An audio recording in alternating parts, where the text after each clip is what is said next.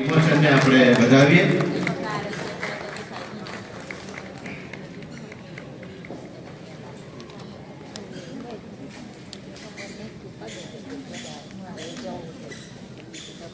માત્ર પુસ્તકના પાના નહીં, જે આખું આકાશ ખોલે છે, ચોક અને ડસ્ટર છોડી જે અનુભવ સાથે બોલે છે, એ છે ઇનોવેટિવ શિક્ષક.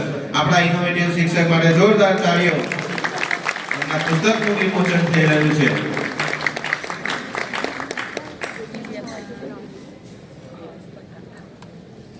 મંચસ્થ મહાનુભાવનો ખૂબ ખૂબ આભાર.